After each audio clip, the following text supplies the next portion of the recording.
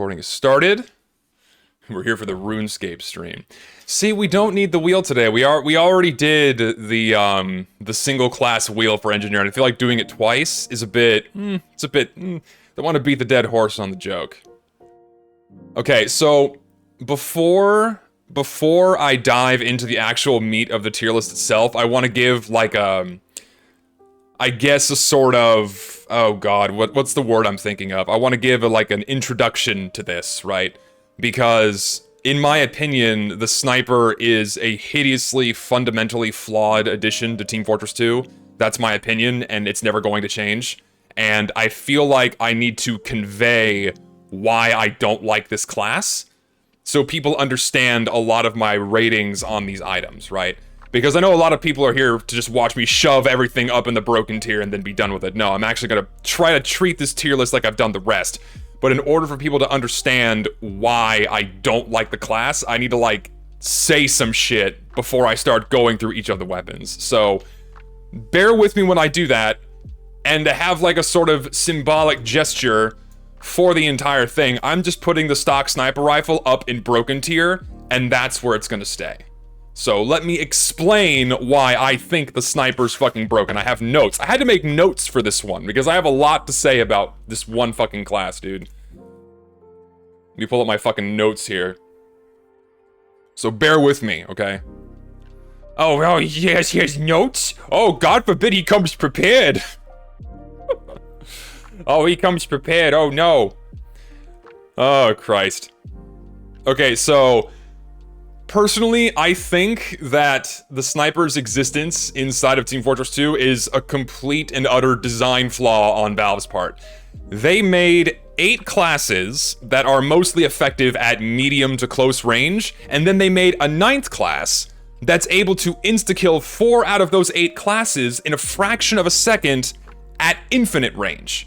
To me, that just doesn't make sense design-wise. That's just like the first thing I need to say. That, to me, makes no sense. But that's never gonna go away. Sniper's never gonna go away. He's stuck, and we're gonna have to deal with the problems he has. That's just a fact of life. And my number one problem with Sniper, this is the biggest fucking problem I have with this class, is his utter lack of counterplay. His fucking lack of counterplay. He can go from moving and jumping around to scoping in and insta-killing 5 out of the 9 classes in the game in less than half a second at any range. Players almost never directly engage with a sniper in order to deal with him. They always die to him, you know, something they never actually have, and whenever someone dies to a sniper, they never have an actual chance to engage with the sniper, unlike any of the other 8 classes and any other kind of battle, right? Every time this happens, right, whenever you engage in this distance battle, or even when the sniper misses a shot, he largely goes unpunished, unless an enemy sniper is aware of his presence and, you know, he can be counter-sniped. The only other class in the game that you know, can engage him most of the time. That's the only way this class is actively countered, is with another sniper. That's it. Or, if any of the other 8 classes happens to be within their own effective range, which, by comparison, is extremely limited compared to his. There's not much a player can do in order to counter a sniper. You can try to get out of his line of sight, right? But his reload is so fast that he'll kill you before you have a chance to do that.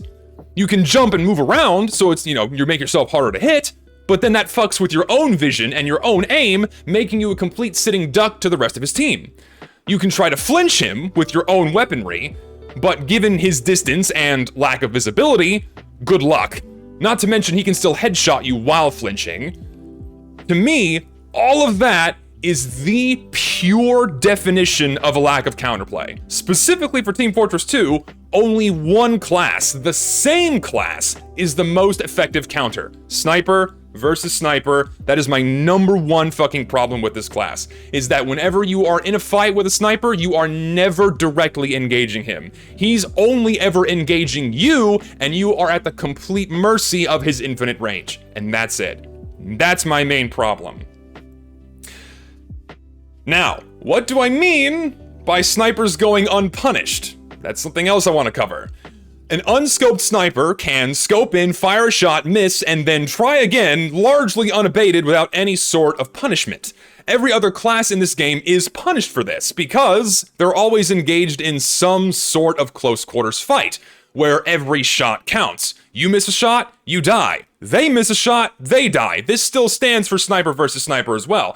But for a sniper against any other class within, outside of their own much shorter effective range, a missed shot is of absolutely no consequence to the sniper, especially when the person they're fighting can't fight back because they're so far away. And assuming they can even do anything, assuming they've even seen the sniper. And again, the only exception to this is sniper versus sniper. Any other class just doesn't have enough time to try and get out of his line of sight or close the distance to retaliate before he has another opportunity to shoot and fire again, thanks to his fast reload speed and ability to quickscope and kill someone in 0.2 of a second. Again, people only have a chance to retaliate assuming they've ever seen the sniper in the first place, which, let's face it, rarely happens given the sniper's lack of visibility at his effective range of far as fuck away. And thanks to this greater distance, a sniper has a huge window of time to exploit. He can fire off multiple shots and lay waste to the entire enemy team before any other class has a chance to even land a single effective shot on him, assuming they can even get close to him unless, of course, it's another sniper counter-sniping him. That huge time window that a sniper has to act and take multiple shots before someone has a chance to retaliate, that is what I mean by unpunished. That should change. Discord ping. Oh, we're gonna ping Zesty right when he goes fucking live. Now's the time to message him. Fuck off. Why do people do that? And this ties in to the next problem I have with this fucking class. Lack of visibility. A common counter-argument for sniper is, oh, well, just respect the sightline, bro. Well, that doesn't really hold water when okay, hold on. This is fucking out of order. I need to change this line. So, here we go. Now, when it comes to sniper, a very common counter-argument in favor of sniper is respect the sightline, bro, which doesn't really hold water when hard scoping is the only case in which this statement holds true, because a sniper can instantly create any sightline he wants to by clicking mouse 2, and so long as he can see you, you're dead. The sniper isn't just constrained to common sightlines on maps, right? Not to mention the fact you can simply, shut down massive areas on a map as sniper, preventing the entire team from being able to progress in a match against a good sniper, which is also telling of his balance. The sniper is supposed to be balanced out by his tunnel vision while quickscoping, or rather, just tunnel vision while scoping in general, which is completely lost when he can quickscope and be equally as effective, if not more effective, than hard scoping all the time. This is, again, a design flaw on Valve's part, which, some minor balance tweaks could adjust and make better. Which brings us to another counter-argument in favor of sniper. Oh, well, just flank the sniper and go where he can't see you. I think a lot of people seem to forget that this is Team Fortress 2, not MGE. You not only have to deal with the sniper, but his entire other fucking team, so those alternate routes in order to get to the sniper are oftentimes protected by his other team, or, guess what? Another sniper! Who would have fucking thought there could be more than one? The amount of effort it takes to flank an enemy sniper to get rid of him, or to deter him from shooting again, is so far, it so heavily outweighs the amount of influence a sniper can have with just a fraction of that effort. You have to sacrifice teammates, ubercharge, what have you, to even have a chance against a good sniper that's protected by his team. And even then, with a successful push, you usually only manage in scaring off the sniper rather than killing him, making your team overly reliant on counter-sniping or multiple uber pushes to push into a single player. That's fucked up. Assuming he didn't, of course, one-shot your medic across the map before he even had a chance to pop that uber. Now, going back to another problem with sniper that I have, is that he's supposed to be like this weak glass cannon type of class. Something that should be very strong, but very fragile against direct engagement. Unfortunately, his plethora of secondaries and melees grant him increased survivability against his main counters at close range, and he can still quickscope at close range with the same frequency at any other range, with no damage penalty whatsoever. Yes, I understand. The efficacy of quickscoping drops as his proximity to his target increases, but not enough to classify him as a glass cannon, especially when paired with all of his secondaries and melees that largely act as, get out of jail free cards. We'll get to more of those as I'm moving through the tier list, but just to give that general statement right now, and then that goes to another common counter argument for sniper. Yes, let's just dodge the sniper. Just move, just dodge sniper. Make yourself hard to hit. Yes, let's just dodge hit scan, an undodgeable mechanic. Again, I think the phrase people are looking for is just make yourself harder to hit. Okay, so let's think about what it takes to make your head hard to hit. Aside from avoiding entire areas of the map that the sniper's looking over, you can just try not to walk in a straight line, which is required to get out of a sight line. You have to get from point A to point B to get out of the way. You just can't teleport to some new spot where the sniper can't fucking see you. You gotta move in some manner of predictable way and get the fuck out of the way, right? So, avoid being predictable. You have to move erratically in order to not have your head be easily shot. Okay, fair. We can do that. We can move erratically, make our heads harder to hit. That's fine.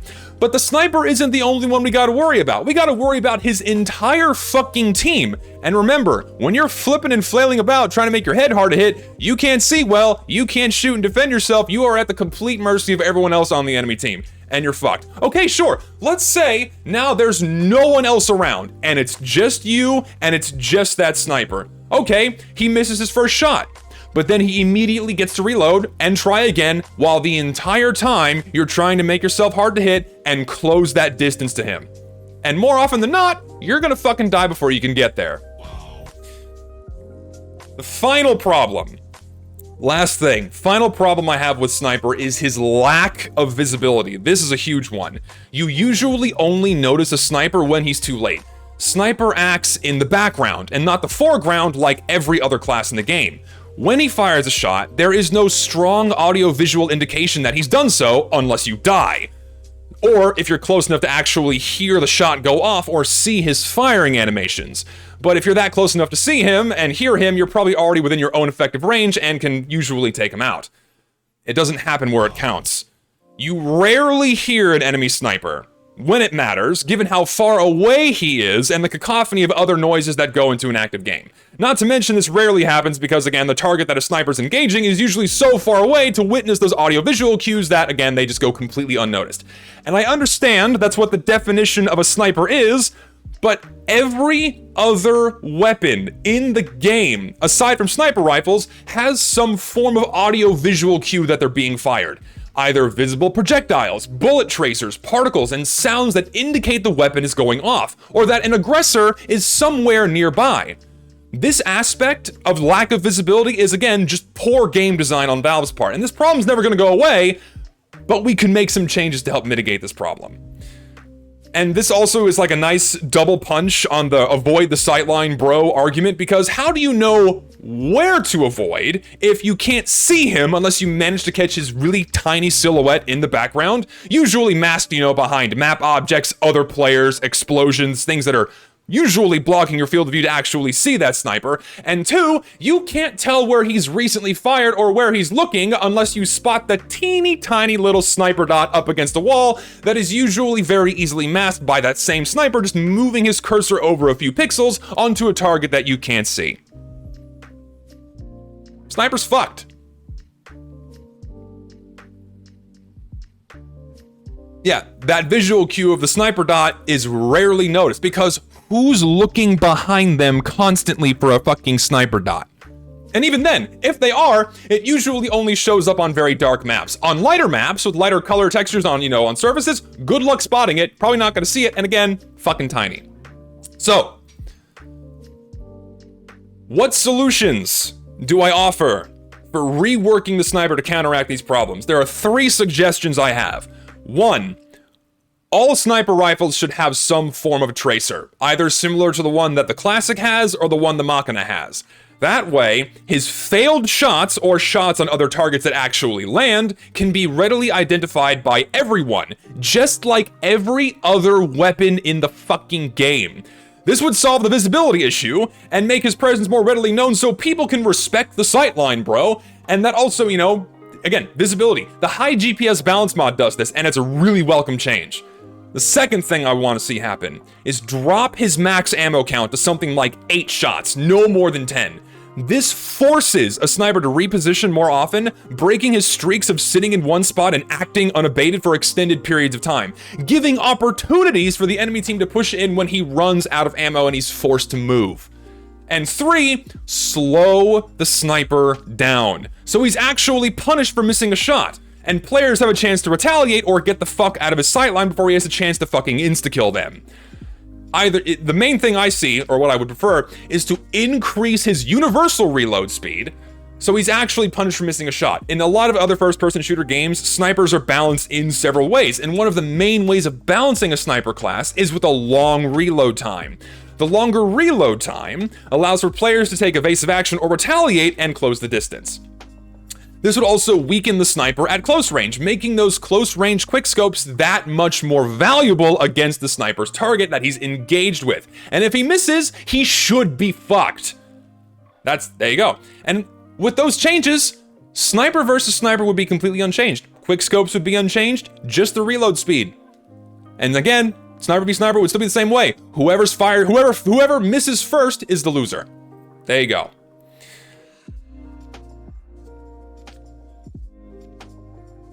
Where'd I leave off? Let's see here. Yeah, any of these 3 changes would just seriously improve the class as a whole and would, address any of the counterplay issues that he has. A popular change that I hear for Sniper that was proposed by somebody else is that they should give him a clip to reload, and I don't think that's a good idea because that doesn't change the speed at which he can headshot. All that does is just, it gives him these intermittent bursts of the exact same mechanics. Out of like 4 or 5 shots, then he has this long reload time. So he has 4 or 5 regular shots, but then he can perfectly time when to get out of a sightline and out of an engaged fight to safely reload behind cover, and then immediately go back to doing the same shit again. That wouldn't change anything. Also, yeah, that's more or less it. Yeah. Also, there's one more thing. One more thing I want to mention about Sniper, before we actually get into all the rest of the items here. One more thing I want to mention about Sniper. Just because a mechanic is hard to pull off consistently doesn't mean it's balanced. Just because something is hard to do, it doesn't automatically make it fair and balanced. Period. For example, let's remember the old Sandman Guillotine combo. You guys remember that? When the Sandman ball would hit a target and completely remove their ability to shoot, and then you could follow up with a cleaver and usually one-shot light classes? That was not that easy to pull off. You had to land 2 high-speed projectiles as the fastest class in the game, and land both in rapid succession. That took some time and practice to master. But was that fun and fair to fight against? No, not at all, because it completely removed a player's ability to retaliate because they couldn't shoot, and in some cases they couldn't shoot or move depending on how far the ball traveled. But it was hard to pull off. But does it make it fair? Absolutely not. So the counter argument of Sniper's hard to master is not a valid argument to say that he's balanced. Period.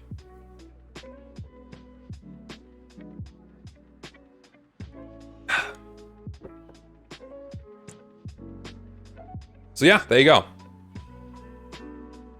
There's the people, what I'm sure people are gonna call the fucking, oh, Zesty's manifesto against Sniper. His autism's leaking through again. He's being very upset about a class. He's gonna be very upset and angry, and people are gonna, oh, look, he's being upset. Same shit, as usual. Again, should have led with the fact that, hey, these are my opinions. If you don't like them, that's fine. You're not gonna ever convince me otherwise.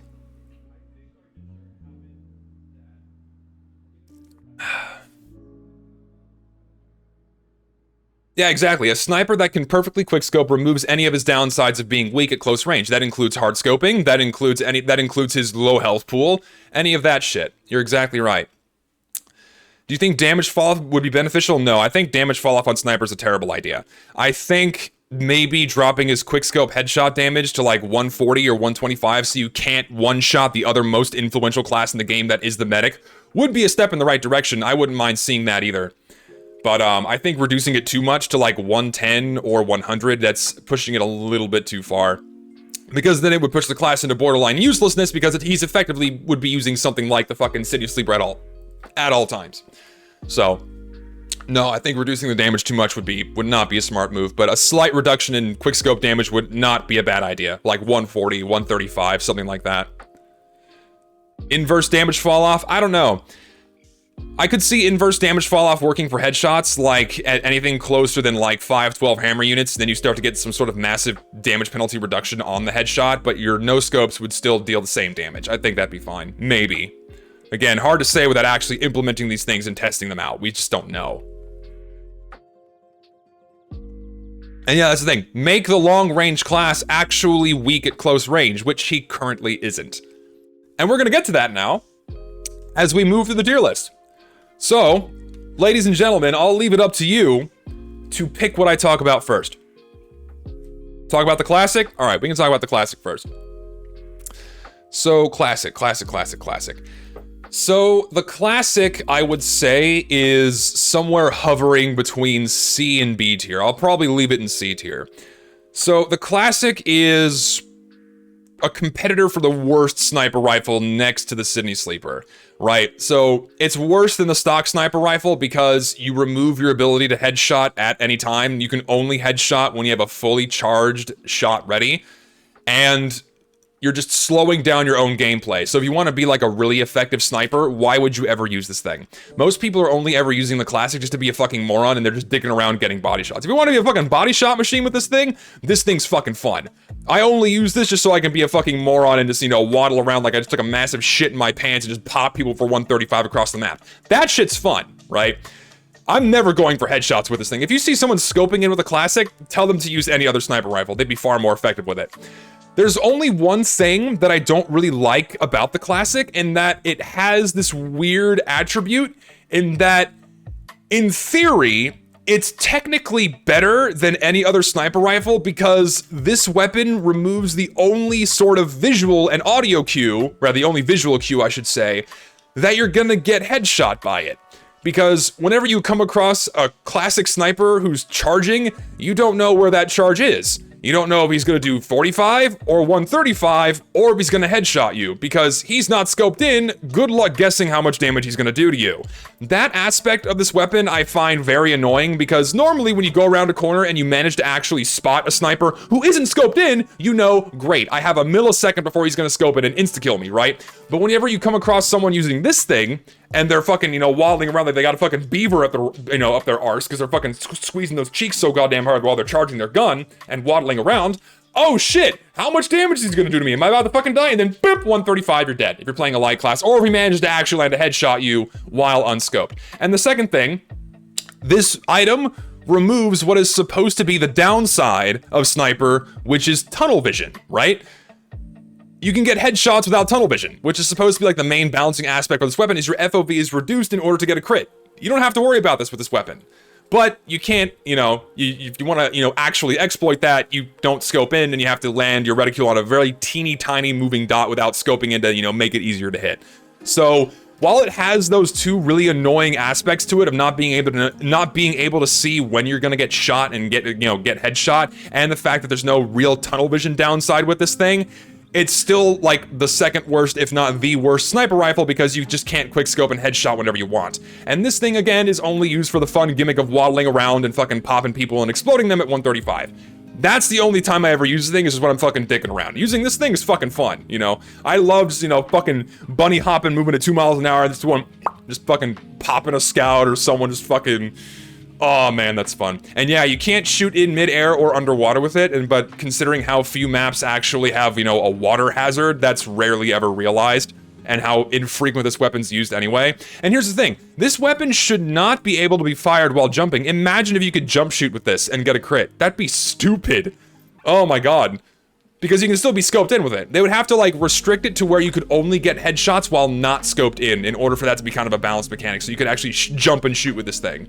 But if you can still scope in and jump with it and get a headshot, that'd be fucked. No.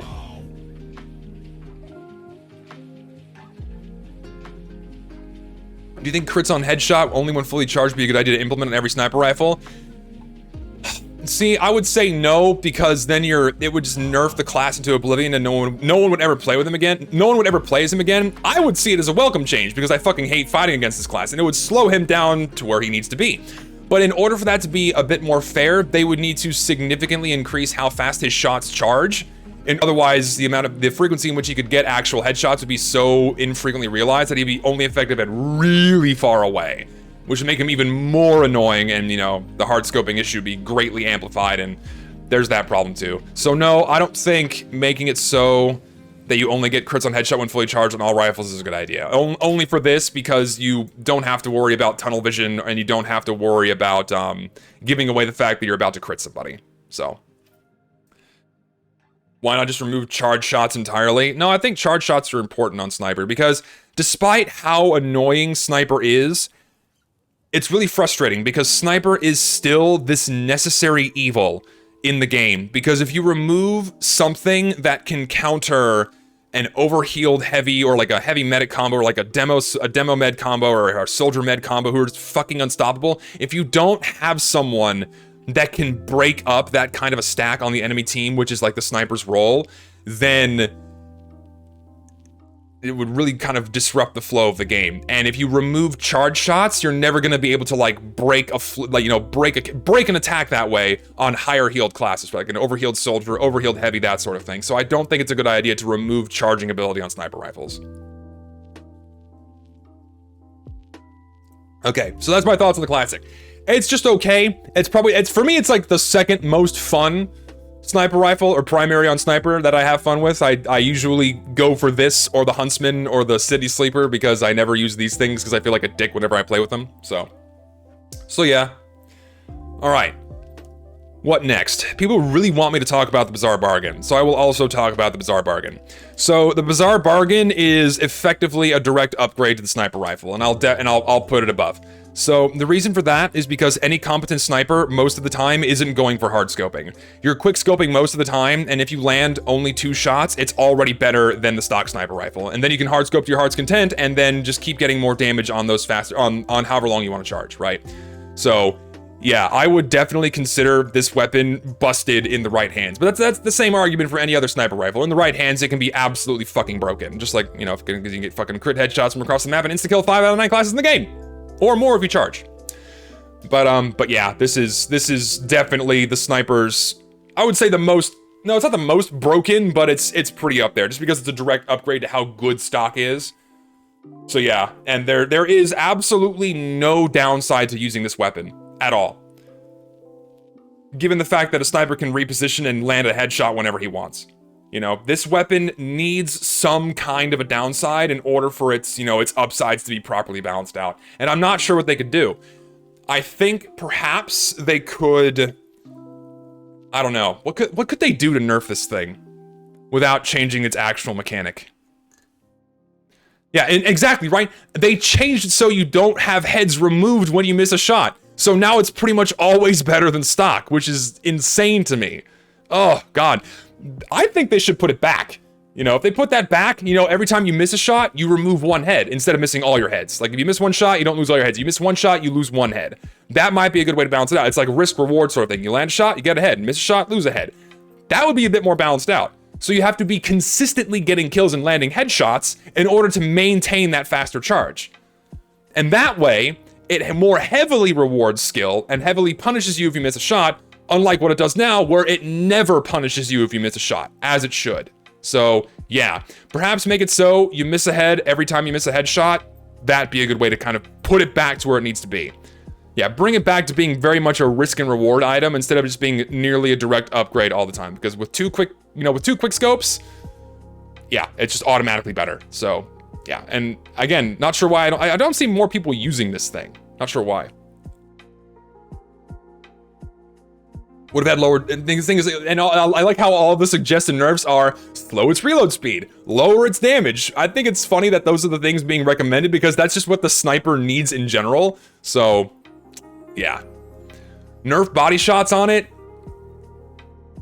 Nah, I don't think so, because it's still not a heavy punishment, because even if you gave it like a body shot penalty, like the Hitman's Heatmaker, to where it does 35, it's still not like a detriment, because it's only a 15 damage difference on like a quick scope or a no scope body shot. That's not enough. It needs a more significant downside, and I think removing a head if you miss a shot is the right way to do it, period. But yeah, definitely in the broken needs a nerf territory. Again, reminder, The stock sniper rifle is up here as more of a symbolic gesture as to me absolutely fucking hating the class. If in all reality, it's about A tier. If we were considering this to not be broken and this is objectively broken, it's actually an A tier, but it's staying in fucking broken tier because sniper sucks. So, on scoped miss minus 25% charge speed. It's the same thing as losing a head, right? It would just revert you back to, you know, the slower base charge. See, okay, yeah. Now we have Jaradi Bushwacka, and you really can't talk about the Bushwacka if you're not talking about the Jaradi. So let me talk about the Bushwacka first. The Bushwacka's fucking broken if you're using it with if you're using it with a Jaradi. It's a little bit more tolerable if you're using it with the Cleaner's Carbine, because in order to get those mini crits built up, you have to actually use a weapon that's objectively worse than your default stock secondary. But when the Bushwacka is paired with the fucking Jaradi, this is your get out of jail free card for whenever someone's engaging you at close range, the range at which you're supposed to be weak. If you get caught out by a spy, a pyro, anyone, all you have to do is throw the piss down, whip this out, and get a free one-shot kill at absolutely zero effort to the sniper whatsoever, and no risk at all either, right? You have no risk in running this, because the only downside this item has is a 20% damage vulnerability when the item is active. And it's only ever active in that brief period of time when you're smacking someone and getting 195 damage onto them. That damage penalty damage vulnerability is not enough of a fucking punishment. It needs something to slow this fucker down, because you can just vomit out the piss and then whip this thing out and get like multiple crits on people. It's fucking ridiculous how powerful this is. And again, this is Sniper's main get out of jail free card. Snipers, if a spy is close, chuck it down, reveal the spy, one-shot him. Pyro gets too close, you get caught on fire, chuck this down, you're briefly invulnerable to flame, you get piss on him, one-shot him. Anyone else gets close, one-shot him. Sneak up on multiple people, toss the piss down, one-shot, one-shot, one-shot. Why would they give the class that can insta-kill at any range another insta-kill mechanic that is incredibly easy to pull off? I simply do not understand why they would do that. It's fucking stupid. But this item sucks cock when you're not using it with the fucking piss. Because if you're not pairing it with something that can mini crit, this thing is just always a worse stock, you know, Kukri, because it has the damage vulnerability and no random crits. So if you're not using the Jaradi or the Cleaner's Carbine for the gimmick, why are you ever using this thing? It only exists in broken tier because it's paired with the Jaradi. That's it. This thing needs a nerf. Someone suggested a slower holster speed, so they have to actually commit to pulling it out. Yeah, I could see that, so they actually have to deal with that damage vulnerability for a longer time, so they actually get punished if they miss their swing, whereas right now they can immediately put it away. Oh, I missed, put it away, I'm fine, I can back up and keep going away. Meanwhile, this guy's marked for death, and the rest of my team can deal with him now, because they've likely recognized that he's gotten too close to me, and my people's like, oh shit, someone's behind me, now I can kill them, and I'm totally safe as a sniper, because, oh look, I marked him out, and I can get away, you know? Nerf the fucking Bushwacka. I think a lot of people will agree that this thing is fucking dumb. Nerf this dumb thing. So fucking stupid. That's one of many snipers get out of jail free cards at close range because he's supposed to be weak at close range, and this thing makes you not. Because you have a crit on demand, or multiple crits on demand. It's fucking stupid. Don't bother with Bushwacka nerf Jaradi. I think Jaradi's totally fine. If the Bushwacka didn't exist in the game, the Jaradi is still just the perfect best secondary for sniper, right? But here's the thing. This weapon is the most powerful in the absence of the Bushwacka when it's being used as, guess what? A support item, which is what the sniper class is. He is a support class. So he can chuck this out into a group of enemy players, and then his team can follow up and do a bunch of damage. But no snipers ever fucking do this. Every sniper uses this item selfishly and keeps it when they need to use, whenever they need to use this get out of jail free card. If this didn't exist with this current mechanic, this thing would see a lot more use in team play. And it's really effective there, and it's really fucking strong. But here's the thing about Jaradi.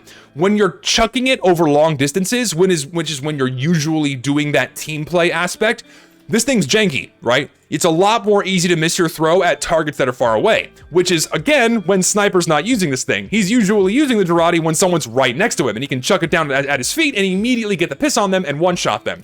When he's using this in team play, it's a janky throwable projectile that fucks up against countless surfaces in this game, so it's balanced in that it's a janky throwable projectile, it takes a little while to recharge, and your team has to follow up on the damage to make the most use out of it, in the absence of the Bushwacka. But the fact that the Bushwacka exists, and it's paired with this, broken when it's paired with this. But on its own, it's completely fine. It's completely fine. And probably Sniper's best secondary, in my opinion. Next to the SMG. And yeah, I guess we have to round out all of these too. We have to talk about the Cleaner's Carbine too, because the only time when people are using the Cleaner's Carbine is when they're pairing it with the Bushwacka as well. This is just an all-around weaker SMG because of the slower firing rate and lower clip size. And then you have, you know, but once you get your crits, you have 8 or 10 seconds, something like that. 8 or 10 seconds of fucking mini crits, and you can just fucking go to town with this thing. Oh, it's so fucking dumb. At least, thank God, it's a lot more challenging to build up the damage in order to use the mini crits on this thing, instead of just waiting around for this to recharge and get your free fucking one-shot kill whenever you need it. You have to actually put in the effort and earn the mini crits to crit with this, with the Cleaner's Carbine. Here, absolutely no risk to the sniper himself when he uses this. At all. Because he just has to wait around for it to recharge, and then he can use this thing again. Whereas with this, he has to actually shoot people with a shitty SMG and deal damage. So, yeah. But whenever it's not being paired with the Bushwacka, this thing sucks. It's again just a worse stock SMG, lower damage output, lower clip size. It's ass, right? Because when are you ever pairing the mini crits with this on just the SMG itself, or any other melee, or even your fucking sniper rifle? You're not. You're only ever going for kills with this thing. And the mini crits with any other melee weapon on Sniper or any of his primaries are just not that good. Perhaps you can make the argument for using it with the Huntsman, because mini crit on Huntsman's really fucking strong. Because the charge rate on this is a lot faster, and it's a fast projectile, so it's a bit easier to hit, and so you're more able to quickly get out mini crits with this thing when paired with this. But if you gotta do the clunky mini crit charge with this, activate, swap to a sniper rifle, go for a headshot, go for a body shot, or go for any other weaker melee instead of this, why would you use this thing? Right? That's it. Balance Mod's just a great change for Jaradi. It can splash on the sniper himself. I like that. Ooh, that's good. That fucks up the sniper hard, man. Because if he's able to one-shot people, he should be able to take, he should be taking 35% extra damage. That's the thing. Just make himself fucking marked for death whenever he has the fucking Bushwacka out. 35% extra damage, not just 20. Fuck. That would be good. That is a really good idea. Make it so he gets the piss on himself if he's too close to his own jar. That'd be fucking great. So if he wants to one-shot somebody, he has to toss it at a distance from himself and then traverse the dangerous distance to his target of choice with the fucking Bushwacka out, with that 20% damage vulnerability active. Then he can use it. Yeah, I kind of like that idea. But yeah, it still makes it a little too good, because how would they gauge the range in which it gets the sniper wet? You know, they would have to really tweak it so it's like a decent enough range where it still affects the sniper using it. And, you know, and then, yeah, that's the main thing. They would have to make it so it affects the sniper at a fair range to still get himself wet and not just his target. So.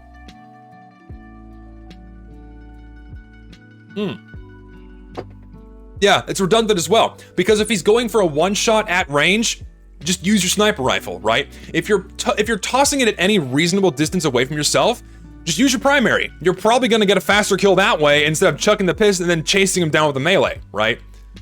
And that goes back to my main argument with this thing. You're only ever using this in two ways. Selfishly, to kill someone in one shot that gets too close to you, acting as your main get out of jail free card, or you're using this as a team support item to give your team extra damage. Which was its original intention, but then no, they put this thing in the game, and then, well, oopsie fucky wucky, now Sniper gets a get out of jail free card whenever he wants. So. Yeah. Yeah, that's about it. Yeah, and compared with the other items, yeah, these are the only three that are gonna be up here in the broken territory. Everything else doesn't quite make it up here. So, let me talk about the Shahansha. The Shahansha's strange. So the Shahansha is... Oh, hi, Cody, I didn't see you. The Shahansha's weird. So it's a 50% damage penalty whenever you have more than 50% of your health, but then you have a 50% damage bonus when you have less than 50% health. It's kind of bizarre because sometimes it's really good in that, like, if you're suddenly caught out against in like a 1v1 and someone manages to land that first shot on you, then you're doing like what, 81 damage per swing or something like that, I think is the damage on it. I think it's 81, like it's 80 something per swing. And if you get like fucking, you know, a crit with it, you just one shot whoever's engaging you, except the heavy, I think. But then if you're at full health, this thing, or if you're above 50% health, this thing is just not nearly as good. The crits are all around weaker. Its attacks are all around weaker. It's a very polarizing item. And I would much rather use a weapon that has the same firing speed and the same base damage all the time with crits enabled as Sniper, because, you know, random crits on Sniper are another nice get out of jail free card that he has. So this thing, it's still nice because, like, if you're really desperate and want to try to get out that fast damage on somebody, then you probably increase your chances of survivability in a close range melee fight by just a little bit if you manage to land a couple of swings with it. It's 25%, not 50. Okay, sorry, 25%. Yeah, it's a 25% damage penalty when above 50% health, and a 25% damage bonus when less than 50%. Sorry, my bad. That's why it does 81 damage. I thought 50 was too high, because I would have pushed it above 90. Yes, sorry. So yeah, 25% penalty and bonus when above or below 50% health. Thank you for clarifying that. But yeah, again, it's weird. I tend to find myself using this one most of the time, primarily because I have a cool skin for it, and that's really the only reason.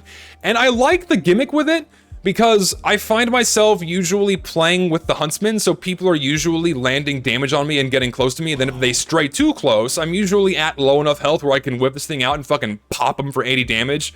And that's usually enough to deter them, like, fuck, I need to back up, or I get a crit and one-shot them, right?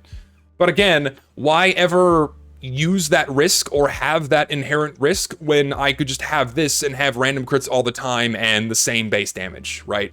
Instead of perhaps playing stupid and elongating your engagement time with someone at close range in order to get that bonus damage. The only time when this thing is useful is when you're caught out and being actively hit by someone close to you and you have enough time to whip it out and smack them, right? It's the only time when this thing is marginally more useful than just like the stock Kukri, I would say. I'll put this in D tier, actually. Yeah, I'll put stock. I mean, stock on Sniper is just good as well. What if the Shahansha also gave you 25% swing speed at lower than half health, while 25% swing speed, or minus 25% swing speed above half health? So like a faster firing rate. It would still be the same thing, though. It would still be the same issue, where you're still having to put yourself at risk and punishment to get that damage bonus.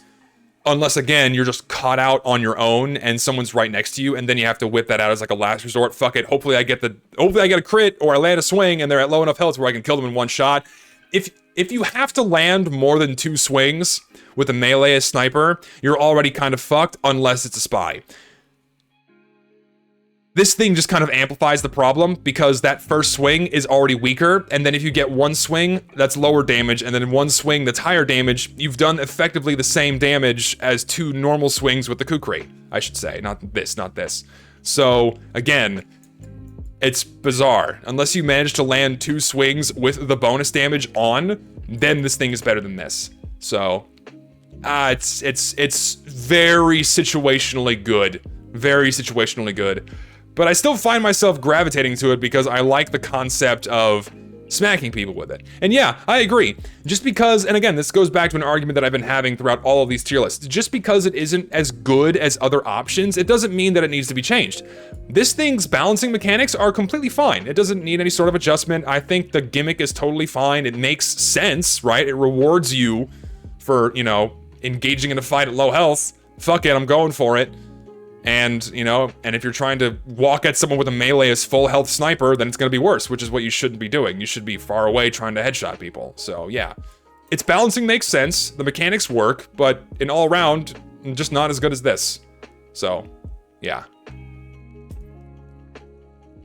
Played a lot more than Kukri. I find the situations in which it comes useful happen more often than one would think. I find that to be the case whenever I'm using something like the Huntsman, and I'm playing a much more aggressive Sniper, you know, engaging people at close to medium range. That's where I find myself at lower health far more often, to where I can, you know, say, hey, fuck it, I'm gonna whip this out and smack someone with it. If I'm just playing regular Sniper, this thing is pointless, because if you're playing regular sniper, when you're playing behind your own team, you're only ever having to use your melee when someone actually manages to flank around your entire team, which is either a spy or maybe a wayward pyro, and then you just whip out this thing and one-shot them with this. So if you're playing a more aggressive sniper, this makes sense, but this, for any other sniper, like just normal default, like any other rifle, use this. So, yeah. What if the proposed Islander nerfs, not that I agree with, could be applied to the Bizarre Bargain? Like the ones that I suggested, where it like remove one of the maximum heads? No, it would still be better than stock, because it's still, with 2 heads, it's better than stock. It's better than any other sniper rifle, so it would need some kind of a better tweak to it. I don't like that idea. Because just removing one of the maximum heads doesn't fix the problem in that in 2 quickscopes, it's better than any other sniper rifle. It would need some kind of a different punishment. I would argue that more often than not, by the time you reach melee range to someone other than a spy, you've already lost a chunk. Yeah, that's my point. Yeah, that's exactly my point. Is that if you're actively engaging in a lot of melee fights as sniper, which you usually are if you're playing Huntsman, right? Then this makes sense. But if you're playing regular sniper, again, behind your team, where very rarely someone's actually managing to reach you, again, usually a spy, like you bring up, then this thing doesn't make sense. Usually it just makes sense to use this and this for that one lone guy that manages to make his way all the way to you behind the enemy line, right? But again, a more aggressive sniper who's fighting himself in a lot more close-range engagement, which is usually happening with the Huntsman, this makes sense. That's it. Not as good as this. Moving on. Stock Kukri. Stock Kukri is just good. I mean, it's probably Sniper's best melee option next to the Bushwacka. If you're not using this, you're using this because random crits on Sniper are just insanely good because it acts as another, guess what, get out of jail free card. If someone gets too close to him, they can just usually whip this out and get a fucking free one-shot kill and go back to what they were doing. In my opinion, no Sniper melee should have random crits because he shouldn't be that powerful at close range. Remove random crits on all of his melees and I think it'd be fine. Because if he has this, then why would you ever want to use this, right? Because you don't have to, you know, hold your hands together and pray, please give me a random crit when you can guarantee a crit with this, right? So I would say remove random crits in general on all sniper melees to make that more balanced as well. Because he should be weak at close range. So. Yeah, I agree. Sniper should have no passive random crits on anything. You could maybe make an argument for keeping random crits on an SMG, but I would still say no. No random crits on Sniper for any of his weapons. That'd be fine. Remove random crits altogether. I could. There are a lot of arguments for that, but Sniper doesn't have crits for a reason. So. Random crits make balancing more extreme classes like Sniper weird. Exactly, yeah. And giving him random crits, which is just more opportunities for free one-shot kills at melee range, makes no sense, because that's where he's supposed to be weak. So not only do they have random crits, but they designed a mechanic to give him free one-shot kills at close range. So, yeah. Okay, so Machina. Machina is really good. Don't get me wrong. The downside to this weapon, in that you can't no-scope with it, is completely negligible. That's not even a punishment at all. Because again, most of the time with Sniper, you're going for headshots, right? You're going for quickscopes. Either you're hard scoping or you're quick scoping. You're only ever going for that desperate body shot whenever you land a headshot on somebody, typically at close range or maybe at far range, and you want to follow up with another 50 to down your target if they happen to have more health than you expected, right? But most of the time, that's very rarely realized in Sniper play. When this thing has nothing but upsides for someone playing Sniper using quickscopes or hard scoping, right? You get bonus damage on the fully charged shot. I'll get to the tracer in a minute. I'll get to the tracer in a second. You have the more damage on full charge, and you can penetrate players with it. So you can one-shot multiple people in one shot from across the map with hit scan. Fuck, that's busted. But this item is objectively weaker than every other sniper rifle because of its tracers. What good sniper would ever want to give his position away to the enemy team? Because that's the #1 advantage that Sniper has against the enemy team, in that he cannot be fucking seen. So why would you willingly reveal yourself to the enemy team when every other sniper rifle is nearly as effective as this thing all the time, and you don't tell people where you are, right? That's why it's in B tier. If this thing didn't have a tracer, it'd be up here. But the fact that it has a tracer, it's down here. Because revealing yourself to the enemy team is the #1 thing that fucks a sniper. As soon as someone knows you're there, they can start getting the fuck out of the way, which they should. It should be a thing. His visibility should be higher, and every sniper rifle should have tracers. And if everything did have tracers, then I'll be fucking well and good. The sniper tiers would be completely different if every rifle had tracers. But yes, listen, kill cams exist, but that's the problem. You usually only notice a sniper is there after you die to him because of his lack of visibility. I already went through all of that at the beginning of the fucking stream. I'm not going to go through it again. But yeah. Some kind of a tracer on every sniper rifle would be fucking great. Then this thing wouldn't ever have a downside, really, because then, you know, aside from not being able to no-scope. So this thing's really good, but again, why would you ever want to reveal your position to the enemy team? Because you not being able to be seen by either enemy snipers or the enemy team is the #1 advantage you have as a sniper. So, yeah. It's really good, but the fact that you reveal yourself every time you shoot makes it not nearly as good as every other sniper rifle. I'll get to the Razorback in a bit. Let's do this one here. So, Hitman's Heatmaker. The Hitman's Heatmaker is another really bizarre one. So, the Hitman's Heatmaker has reduced body shot damage, the same headshot damage, and when you build up enough damage with it, you can effectively stay hard scoped and fire rounds over and over again. And it's really bizarre because it amplifies the downside sniper is supposed to have in that he's remained in his tunnel vision state and fires over and over again. But the longer sniper's in tunnel vision, the more he's likely to die because he's not able to see what's around him. And unlike every other sniper rifle, where you can just immediately unscope and rescope in and get quick scopes and headshots whenever and however you want, never having to worry about that tunnel vision unless you willingly decide to hardscope, when you know it's safe for you to do so, this thing is just a direct downgrade. Because in order for this thing's upsides to be realized, you have to put yourself at that risk of remaining hardscoped all the time so you can get headshot after headshot after headshot, right? And a lot of people don't know that you can activate the fucking, the focus whenever you want. It doesn't need to be fully charged. So if you can find yourself in an opportune moment to use a little bit of that focus to land sequential headshots over and over again, then in those brief moments, it can be pretty good.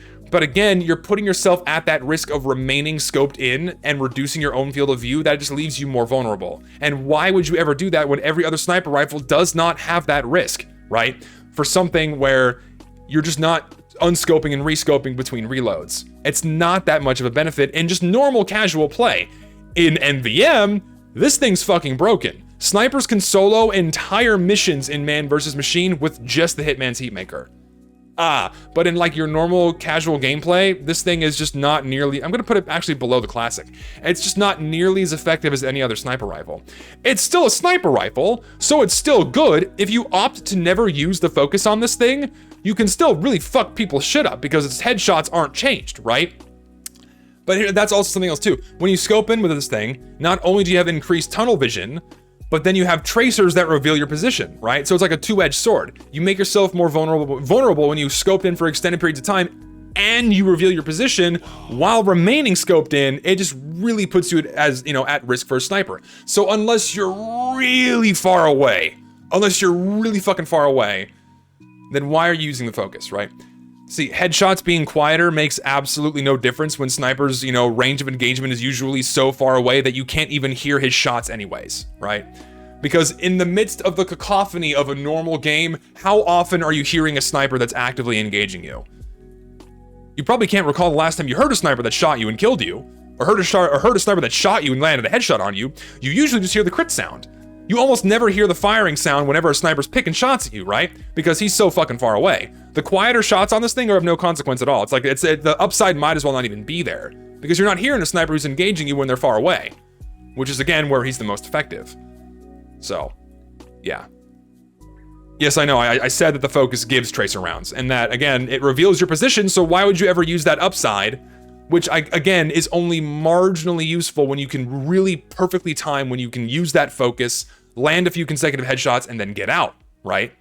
Whereas with this, you can just take, you know, far more well-timed individual pod shots at people and kill them that way, or with this, or, you know, or just those three, really. So, yeah, actually, you're right. I won't put it below the classic because you can still quickscope with it, and you can still use this as like your normal functioning sniper rifle, right?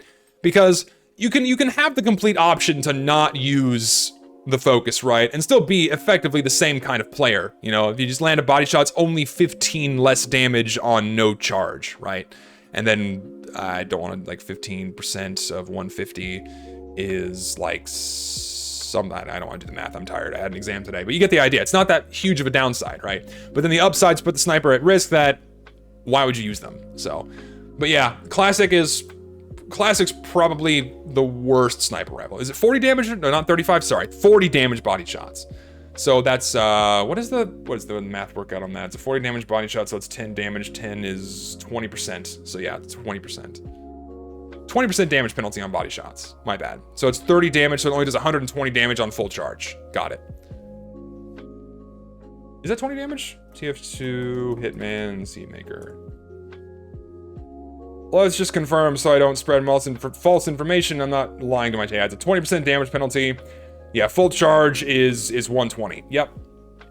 Full charge is 120. Got him. Did the math right.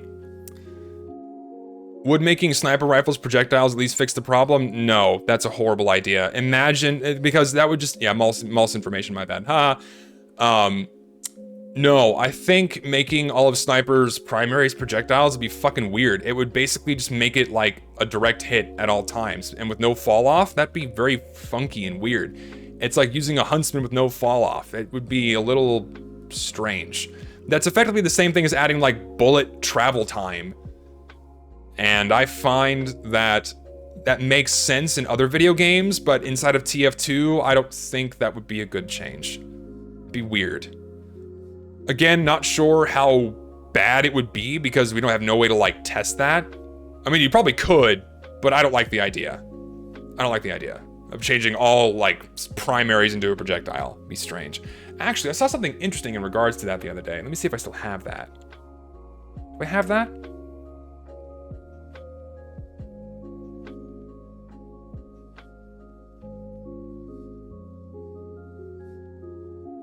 Yeah, so this is what someone said about that. So, if you make sniper rifle projectiles hit scan, it's just effectively a buffed Huntsman. It drastically reduces the sniper's ability to hit targets as projectiles can be reacted to after they've been fired. Sniper now has to get a lot closer to secure hits more often as more range equates to more travel time, right? Which is, again, hazardous to the sniper with his low health pool. And, yeah, it wouldn't be a good idea. Because he's supposed to be weak at close range, but if you're forcing him to get too close with something that's still effectively the same but just a fast projectile, would just be really bad for the balance of the class. Wouldn't be a good idea. And yeah, it would invalidate a lot. It would invalidate a lot of the skill that sniper players have built up to, which is, again, I guess the main reason why so many sniper mains bitch and moan about nerfing the class, even in like the most innocuous of ways. So, yeah, and sniper would be really painful to watch. It'd be like Huntsman versus Huntsman. It'd be horrible. So yeah. Yeah, there's the Hitman's Heatmaker. Let's get the last one out of the way. So, people really underrate the fucking piss gun. Because despite the fact that this thing can't headshot, the faster charge time on this thing is fucking ridiculous. You can crank out 150 shots over and over again, no fucking problem. And if you're aiming at people who are actively engaged in a fight, the fucking Jaradi that gets dumped on them, being followed up by damage from anyone else on your team, is fucking ridiculous. I have top scored countless times using this thing. Just being an absolutely brain dead, body shot, full charge moron over and over again. It is really dumb. And yeah, it mini crits on headshot, so it's 63 damage on a quickscope, and then it's like 213, I think? 213? 35 is, yeah, it's like it's 2 something with a fully charged headshot on this thing. And the faster, the thing that really sells this is the faster charge. If it didn't have the faster charge, it'd be like down here. But the fact you have to wait for such a short amount of time, 203, thank you, 203, not 213, 203. But the fact you have to wait effectively no time at all to just get 150 is really awesome. And, but yeah, and then at that point, you could just headshot with the normal sniper rifle, so why are you ever going for headshots with this thing? It's pretty fucking good. And see, no, I can't rate this thing higher than the Machina because it's just, this ekes out over this for the fact that it's just the stock sniper rifle with tracers and extra damage. So I cannot put this above the Machina. So, but yeah, this thing is really good and you can be pretty fucking scary with it. It also kills medics way too easily, which is why it's banned and competitive, because you can charge 150 like that and one-shot a guy without having to land a headshot. Oh, yeah, this thing's gnarly. But the fact it can't headshot, I'm not that upset with it.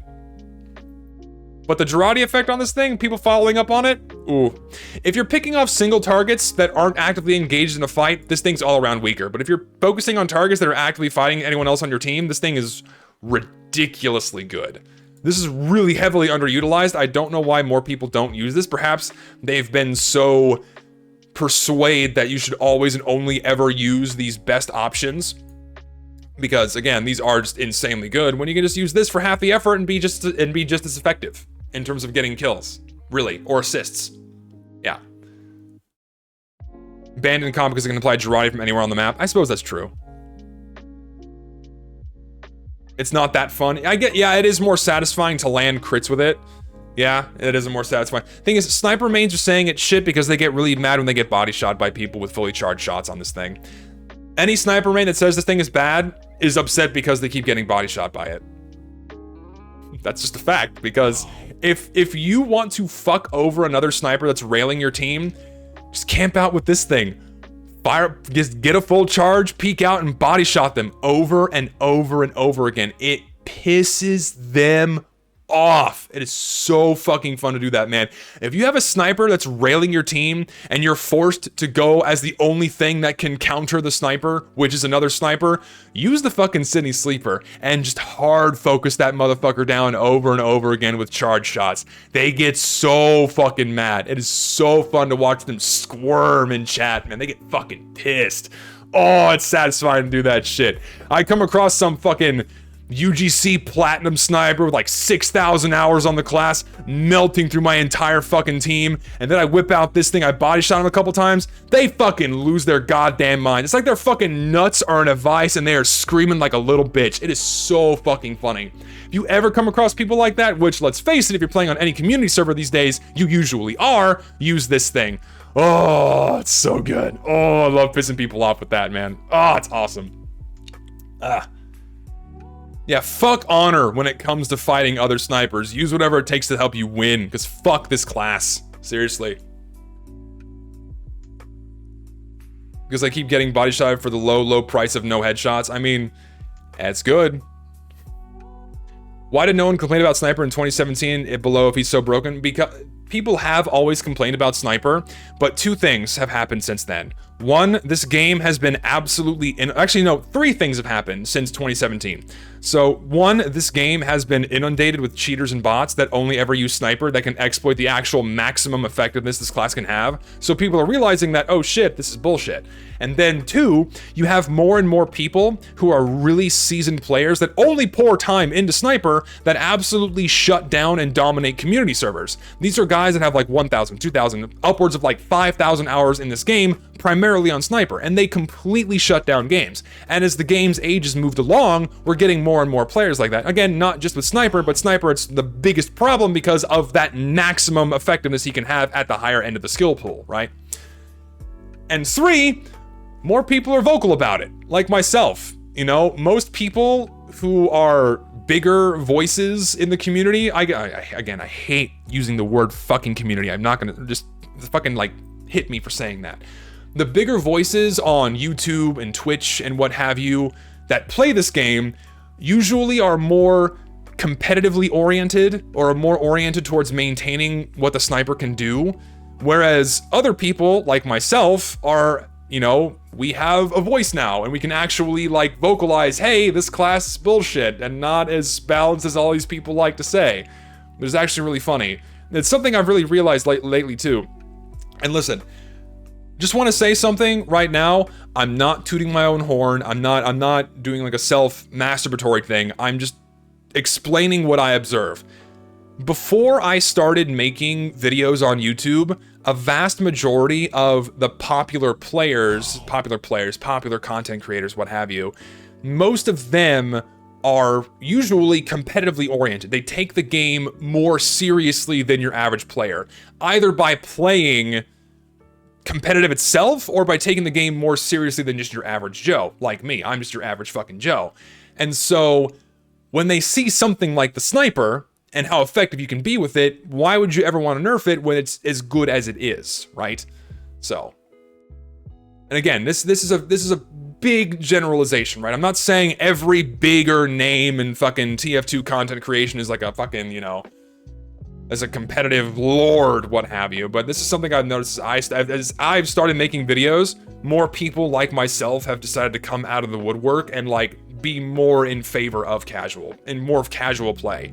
And in casual play against competitive snipers who've dumped thousands of hours into the game on this one class, fucking sucks to fight against. And it's just made people realize that this class is a bit fucked. So why doesn't 6v6 just be 6 snipers on each team? I don't know, they could do that. But they have class limits, so they can't do that. Yeah, I know that fucking Orange Hat Man, curse his name, started the whole, like, I think he was probably one of the first people to like popularize that sniper's a bit busted, but the idea that sniper's broken has pretty much been around since the game's inception, right? I mean, it's just that no one with a platform has really vocalized the problem until very recently. So, and now that there are more people like myself who vocalize the issue, it's getting more attention. And also, I think the more primary driver is the bots in the game that are making people realize that, hey, sniper's a bit fucky. So, yeah. Those are your main 3 reasons why more people are complaining about sniper. So. Piss Darter is probably the best and most fun sniper rifle for a terrible aimer. Yeah, that's why I use it. Oh, God. Yeah, TF2 isn't a game like CSGO where everything's across the map headshot, hit scan. So it does need a nerf. I agree. How is the hell Jaradi not insanely overpowered on-demand mini crits at a huge range? It's crazy because if you're not using the Bushwacka, then mini crits on any other on any of Sniper's other weapons are infinitely less effective, right? If you're using the Jaradi, I explained this already. If you're using Jaradi without the Bushwhacker, you're using this as a team-oriented weapon. You're chucking it into players so your team can follow up on that damage. But most snipers use this and selfishly use it with the Bushwhacker to get that free one-shot kill, right? But on its own, it's really good. It's not quite broken and probably more balanced for the fact that it's a janky throwable projectile and you have to chuck it at a distance, but usually for damage that you can't really follow up on, right? Because if you're throwing it away from yourself, you can't use your melee with it. And then if you're using your primary with it, you're going for a headshot anyway, so what's the difference between a regular headshot and a mini crit headshot, you know? So this thing's fine. It's an A tier, but not broken. Let's talk about the Razorback. I hate this item. So yeah, we'll talk about it. Would a good change to the Razorback be minus 50% damage from behind you, excluding crits, so headshots, backstabs, still there's no overheal? I don't know what they could do to make this weapon not fucking dumb. I despise mechanics in this game that turn off the mechanic of another class. This turns off the spy. He can't backstab you. I don't like the short circuit. That turns off Demo Man and Soldier. I don't like, what else turns off shit? I didn't like the old Sandman because that turned off your ability to shoot. It was so fucking dumb. And any item like that I don't like except for the battalion's backup because the only thing it turns off is headshots from Sniper, which is fine because Sniper sucks, so I'm okay with that. When it comes to the Razorback, it has an interesting history. So before, it had effectively the same mechanic, except it didn't recharge, and you could still be overhealed. So in competitive games, all a sniper would have to do is run the Razorback, never worry about having to be backstabbed by a spy, and have a medic keep overhealing him, to where it just became a constant battle between both snipers to see who could kill who first, and then they could just tank a headshot always, because they had the overheal with it. And then they could lay waste to the enemy team after they got rid of their other team sniper, if they had like forgotten to overheal him, or if they managed to get like a fully charged shot on him, what have you. So before, this thing was in a way, way worse state, because snipers were not only tanky in that they could tank headshots, but they could block backstabs. When they nerfed this thing to where you can't be overhealed, now it only blocks backstabs, which is, you know, what its original intention was supposed to be. And Spy is supposed to be the sniper's other main counter aside from himself, right? But this thing just turns that off, which is really fucking stupid. So what does the Spy have to... I think I made some notes on this because I don't like this item. Yeah, I made some notes on this. So the sniper effectively uses this with no risk to himself. He sacrifices nothing to use this. A little bit of extra damage from his SMG. The only thing he sacrifices is using the Jaradi Bushwacka to just kill the Spy that gets too close to him, right? And it used to be more tolerable when the Spy had the old ambassador, right? Because they could at least deal with the sniper at a range where he couldn't just melee them to death, right? But now, what does a Spy have to do? A Spy has to sacrifice his primary ability to kill someone in one shot at melee range to not only reveal himself using his fairly weak revolver with very wide, with, you know, janky spread, unless he's right next to the sniper, right? So he has to reveal himself by shooting him with his revolver. And if he misses his second or third shot, what can the sniper do? The sniper can immediately unscope, turn around, and one-shot him to death with a quick scope. Or just turn around and one-shot him with a random crit. Or start moving to where, oh fuck, my really janky and, you know, high RBS revolver shots aren't going to be that effective, right? Unless the Spy can manage to land those 2 or 3 shots that he needs to down him, then he's fucked otherwise. And that's why I don't like this thing. It makes the Spy take a much bigger risk to kill a sniper when the Spy's already so hideously weak against everything else, right? Against spy checking, against pyros, against projectiles, what have you, right? It turns off the Spy, which is fucking stupid. Any weapon designed to take away options from another class is poorly designed and should be made to give you more options, not take away options from another player. Yes! And that's why I fucking hate the Darwin's Danger Shield. I'm gonna put it in B tier, actually, but it's the top of B tier. I fucking hate the Darwin's Danger Shield, because this is another get-out-of-jail-free card for Sniper. If you don't have a pyro to worry about on the enemy team, then you never use this thing. Otherwise, it's useless. But as soon as there's a pyro on the enemy team, always equip this. Because why wouldn't you double your health pool against the only class that is the most powerful at close range where you are supposed to be weak? Right? That's fucking stupid. It punishes a pyro instead of rewarding him for managing to flank all the way around to get close to a sniper so he can kill him. This thing is we needed more counterplay for both Spy and Pyro, right? This thing fucks over Pyro unless he's running a shotgun, right? Flares are useless because there's no afterburn, so the flare's already damage is cut in half and it does no afterburn, which is fucking stupid. If you get close to a sniper with this thing, you just walk them with your flamethrower. Oh, he now has 250 effective health, and if he's overhealed, he has even more. So then you're forced to go at him with your fucking shotgun.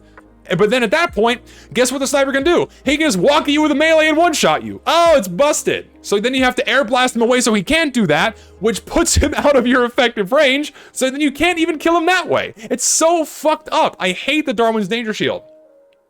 And it's so funny, because originally, this thing was just a hard counter to other snipers. So it made Sniper invulnerable to fucking everything. Because counter to Spy, turn around. Counter to Sniper, oh, headshots do less damage with this thing, so I can't die to my other main counter. It's just, yeah, you're right. I am gonna bump this. This is better than the fucking Razorback because it just turns off the Pyro. It makes all of his damage dealing options, except for his melees and fucking shotguns, useless. And it gives the Sniper a huge window of time to do one of several things. He can either go for a melee kill on the Pyro, or he can just start juking and running away, because guess what? The Sniper and the Pyro run at the same speed. So the Sniper can just start walking away and usually survive long enough for the rest of his team to realize, oh shit, there's a Pyro behind us. We should probably kill him, right? So fucking dumb, man. I fucking hate this thing. It exists in the same realm as the Razorback, where it turns off another class's ability. It gives another class fewer options instead of the same class more options, as Aimboat fucking described. I fucking hate this item as much as I do the Razorback, for the same reasons. It's awful. It's so fucking stupid. It's yet another get out of jail free card against something he is supposed to be weak against. And that makes no sense to me. Why keep giving him items that make him stronger against the things he's supposed to be weak against? It makes no sense for balance. Ugh. Fuck this thing and fuck this thing.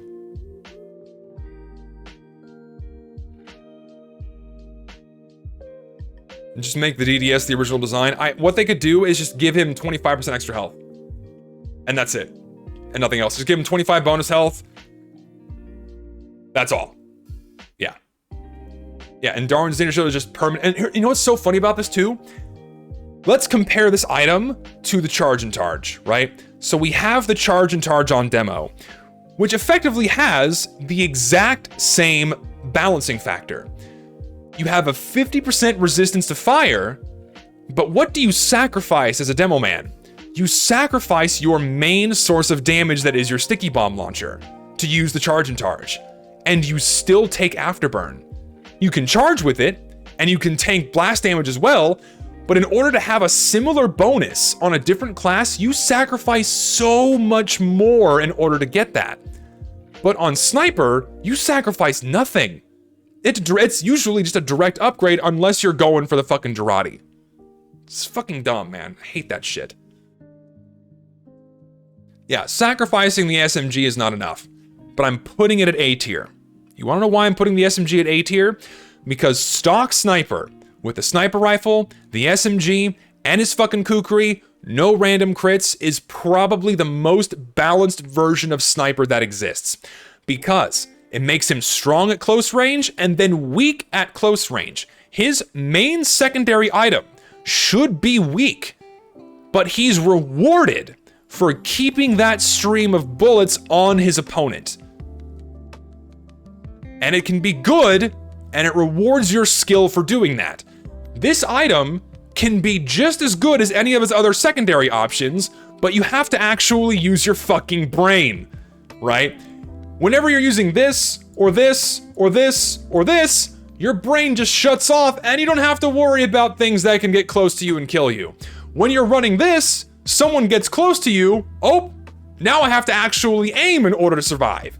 Instead of getting a free one-shot kill, instead of just removing the damage, instead of countering one of my main counters by turning him off, instead of being unable to flinch, this thing actually requires a brain to use, and if you can usually just melt through people with this thing.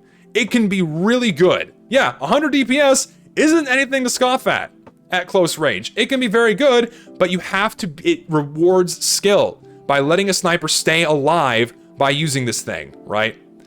But why would you ever use this thing? Why ever use the SMG when random crits exist? Why ever use the SMG when you can have a free on-demand crit? Why ever use the SMG when I can double my health against the close range class that I'm supposed to be weak to? Why ever use the SMG when I can turn off my main counter? Why use the SMG when I can choose to not flinch and have health regen without having to fucking think about anything? This is the most balanced and usually the most fun to use. Using this makes Sniper way more interesting instead of just standing in one spot and clicking on heads all day. Because let's face it, that's what the Sniper boils down to.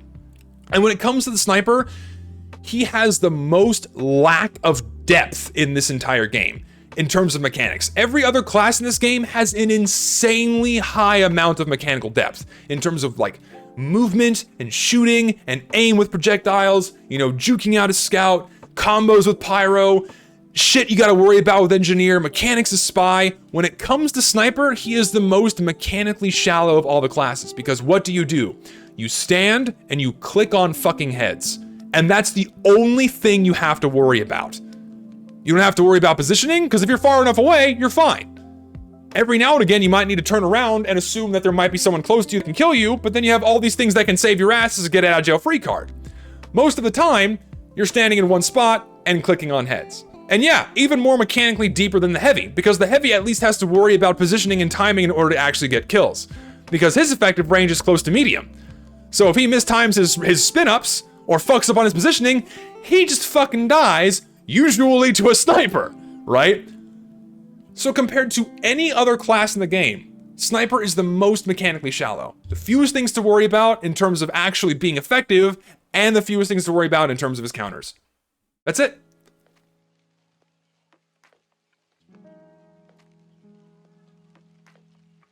Oh no, he said it. He said Sniper is the most mechanically shallow. And here's the thing too.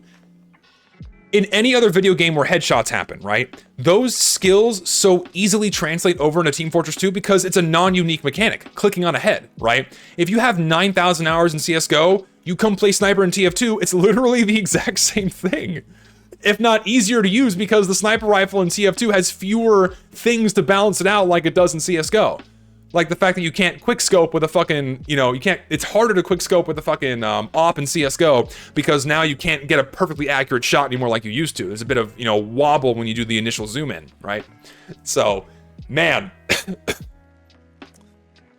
Yeah, Sniper is just, again, a pure flaw. Can you listen? Stop fucking spamming me about the spy. I'm gonna mute you for like an hour because you keep spamming me about the same fucking shit. Quit it. Not talking about the spy today. Yeah, Sniper only relies on aim and clicking heads and moving a little bit so enemy snipers can't hit him. That's all he has to worry about. Every other class has to worry about positioning in close quarters combat, has to worry about aim with projectiles and weapons that have damage, random bullet spread, and damage fall off. Sniper doesn't gotta worry about any of that.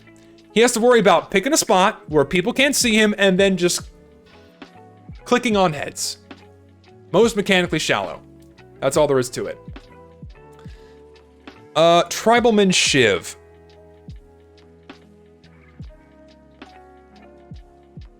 I mean, it's just kind of underwhelming, really. There's not, it's like, I find this is probably like my least used sniper melee.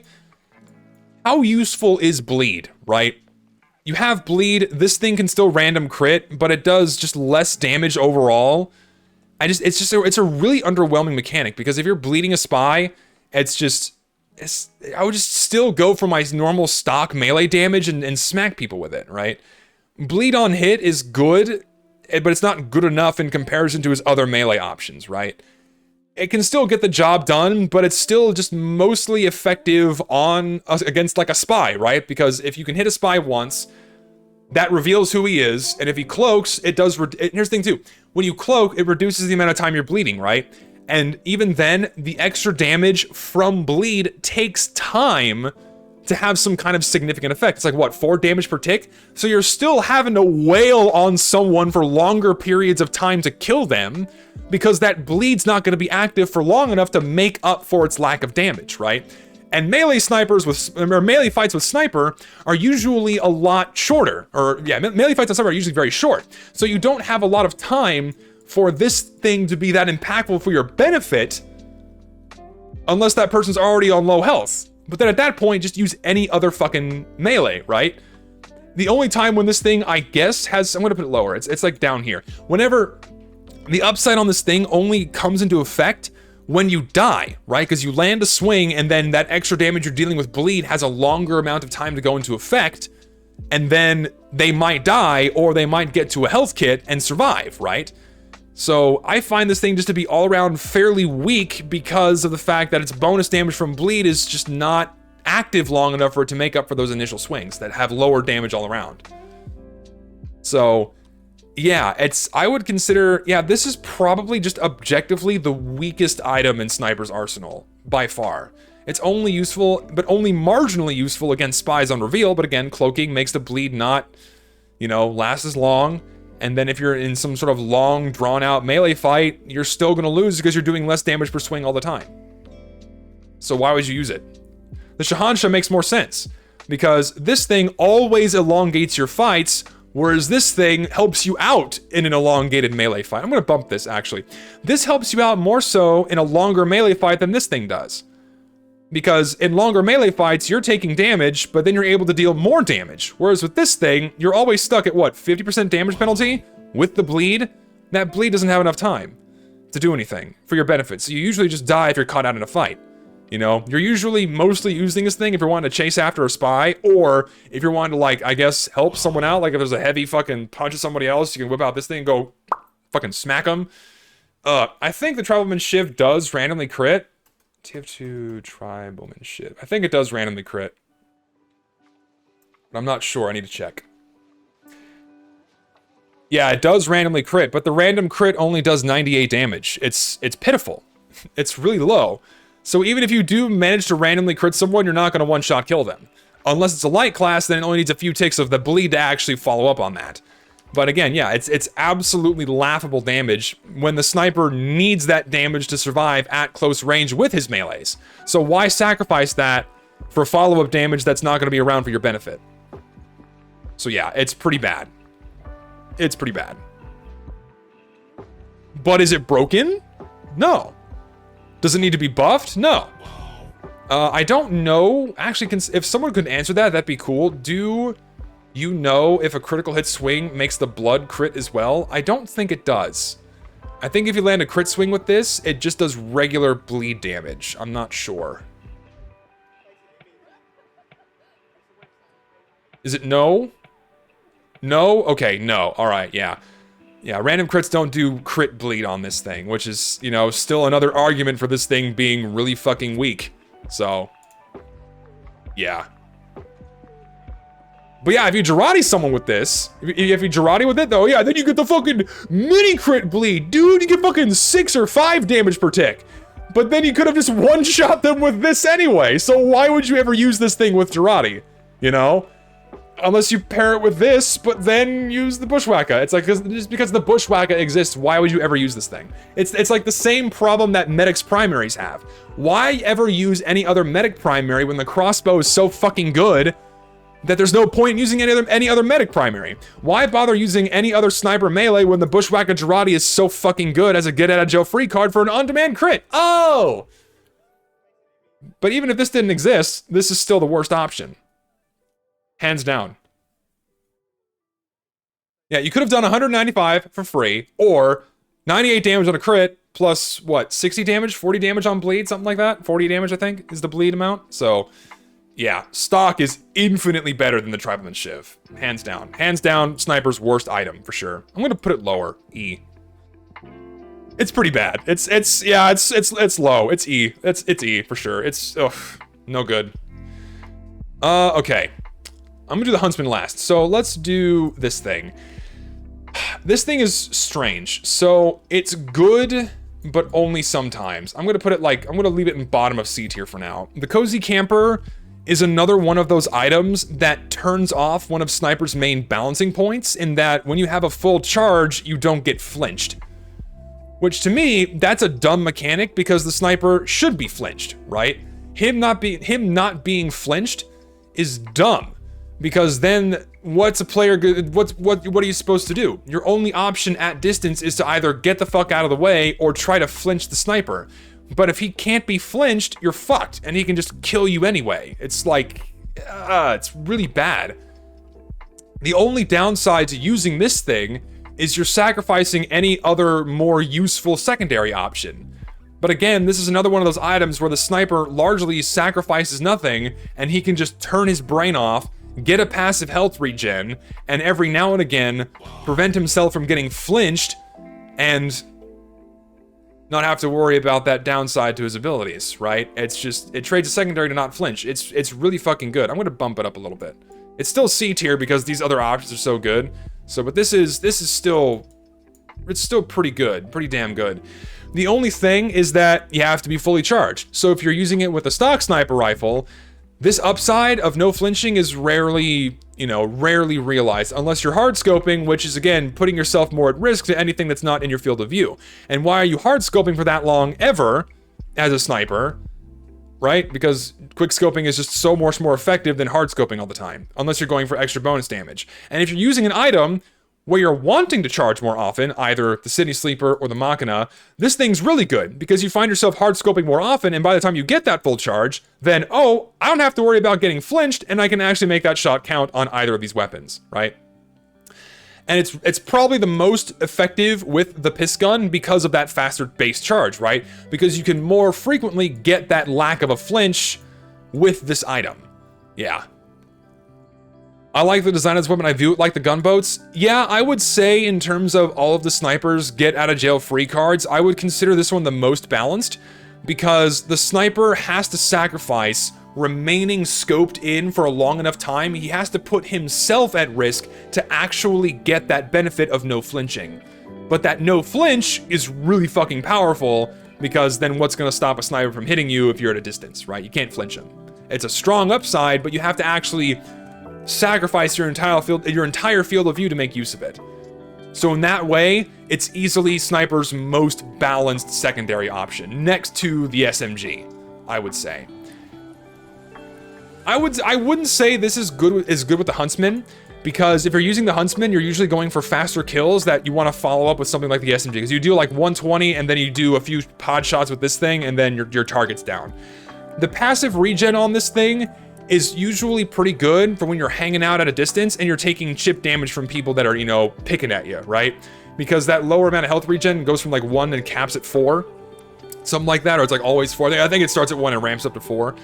But yeah, that's only super useful when you're, you know, having to just regen those small amounts of lost health from stuff that actually manages to get to you. So yeah, I would still consider this like the most balanced of the Sniper's secondaries. It's good. There's a risk reward with this thing, a much higher risk reward with this thing than any of these other options, right?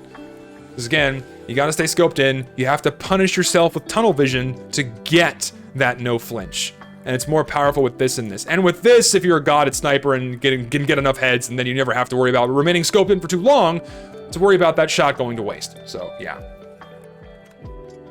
And you're right, yeah, it does also pair pretty well with the classic, because, you know, the health regen's good, you're not mobile, but, you know, you're always charging with this thing, because you can't headshot without charging, so it's an optimal combination with the classic. I agree. Yeah, it does pair well with the classic, for sure.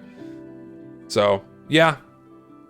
And yeah, I agree, the classic's good, but it's like, it's the worst of its primary options, because why would you ever sacrifice being able to headshot on demand, right? So, yeah, that's why it's the worst. And last but not least, the Huntsman. I love the Huntsman, dude. Oh man, the Huntsman is just cocaine manifest into a fucking weapon, man. I love the fucking Huntsman. It is so ridiculously fun. As janky as the head hitboxes are, as janky as the hit reg is, man, this just completely changes how you play Sniper and puts him in the same category as all of the other classes in the game, right? It turns him into a medium to medium far range projectile class. It puts himself more at risk to actually make use of this thing, because at far range, spamming this thing isn't going to do that much benefit for you unless you're just spamming it down a choke where you know people are going to go, just like any other projectile in this game. You know, it best benefits when a sniper is really aggressive at medium to close range, and it is so fucking fun. In my opinion, it usually pairs best with the SMG, because you can pick someone for 120 at a full charge and then, you know, follow up with the SMG. This combo, SMG Huntsman, is so good, and it's so fucking fun. It is so satisfying. You don't need to get headshots with this thing in order for it to be satisfying, man. It's wicked fun. It's awesome. Please address the head hitboxes. I do find the inconsistency of the head hitboxes to be a bit frustrating on both ends. So one, certain classes have bigger head hitboxes in general, right? That's just like how hit scan works normally. But the differences between the head hitbox sizes from class to class are really small, right? Hitting headshots with any other sniper rifle from class to class isn't that different. Usually the differences are noticed from behind, because some heads are easier to hit from behind or from like a side profile. But when it comes to hit scan, not that much of a difference. But the head hitbox sizes from class to class are so different because of how, I think Shonik did a video on this, on how the projectile will automatically map to the head depending on where it hits in the projectile bounding box, right? Because it uses the points that are closest to the head hitbox on the bounding box to determine whether or not it's a headshot. And depending on the size of the class, you have a larger head hitbox area. So for example, on the bounding box for the Scout, because of how small the class is, more points on the bounding box count as headshot hitboxes than any other class.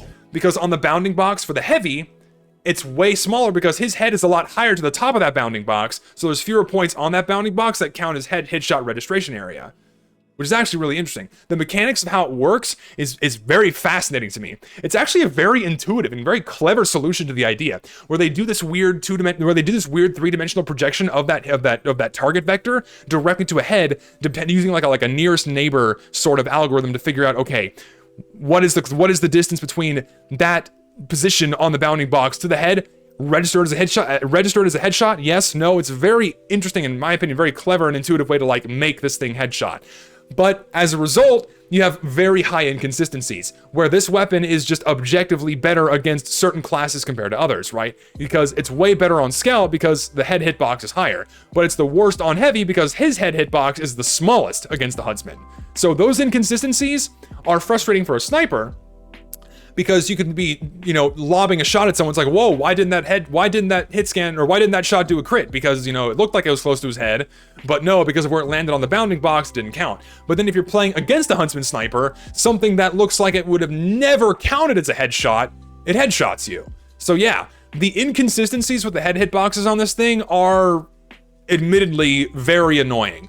But is it as annoying as dealing with a regular god of a sniper in a regular game? No, I don't think so. And the fact that the sniper has to put himself much more at risk to actually use those things and get close enough to his target to get those headshots, unless again he's spamming it down a choke point, it makes this a lot more balanced, I think, and a lot of fun to use. It's really fun. And yeah, also, to anyone who doesn't know what I'm talking about, I highly recommend that you go watch Shonik's video. It's this one. TF2 Shonik Huntsman. Yeah, so go watch this video that he made. It's very informative on how it actually works. So like I can just scrub to it. So like here, this is a good visualization. So let's say the arrow hits here, because this point on the bounding box is the closest to the head hit scan hitbox, it will automatically map it to a headshot crit. Whereas if it mapped down here, this point down here is closer to any other hit scan hitbox on the scout's body, so it won't register as a headshot. So if you look at the head hitboxes on, say, the scout, fast forward to this shit. It's fucking massive. This red area counts as a crit. Whereas if you go to something like, where's the heavy? Like, look how small the medics is, right? The medics is super tiny because this area on the bounding box, only these areas map to the medic. And then if you go to the sniper, pretty decent size spot. Where's the heavy? Where was the heavy? Heavy. The heavy is the smallest, which is, in my opinion, fascinating. Look at how small the heavy's is. Because again, look at how close the heavy's head hitbox is to the top of the bounding box. So you have significantly fewer points on the bounding box that are closer to the heavy's head hit scan hitbox than any other hit scan hitbox, right? So look at how small it is in compared to the fucking scout's head hitbox. So you literally have to be shooting down onto a heavy in order for it to count as a crit. Or you have to shoot from behind in order for it to count as a crit. Whereas on scout, you effectively hit anywhere on half his fucking bounding box and it's a crit.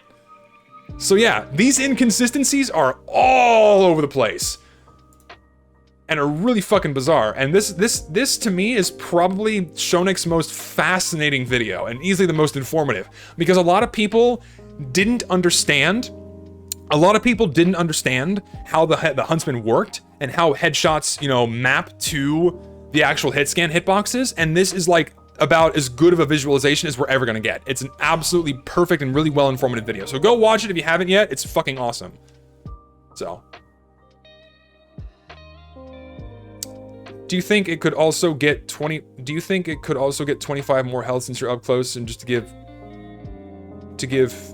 close to people, just to give it to the DD? No, I don't think it should. No, don't give the sniper 25 extra health on this, because the faster charge on the Huntsman lets you dish out higher amounts of damage faster, and so giving yourself more damage giving yourself high damage faster at closer range is not a good. It's not good to give yourself more health for it.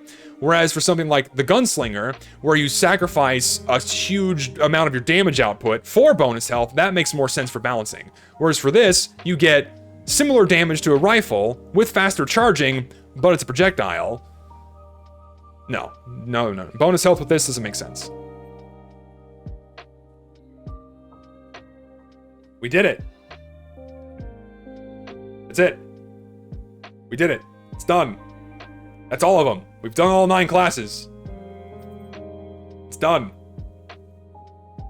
We've finished the tier lists. It's over. I can breathe now.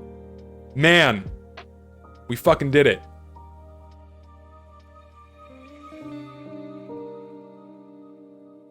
I got a few things to say. I need to piss. I'll be right back. Hold on.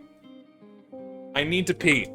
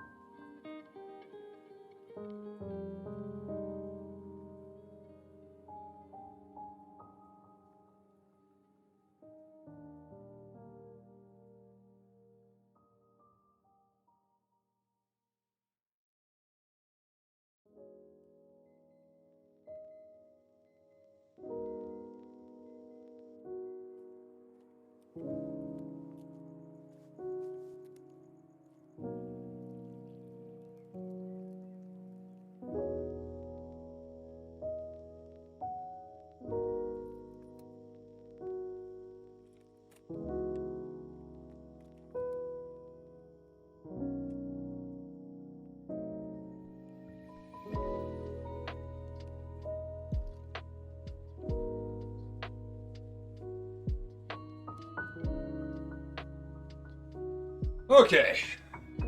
Ugh. Yeah, it was a Jaradi break, if you want to put it that way.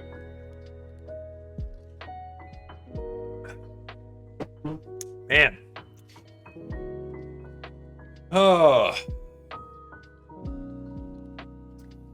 What if the shit dealt crits to bleeding players? Then it would be just a straight upgrade to the Shahansha, because the second swing would always be dealing 100 damage. That'd be fucking broken.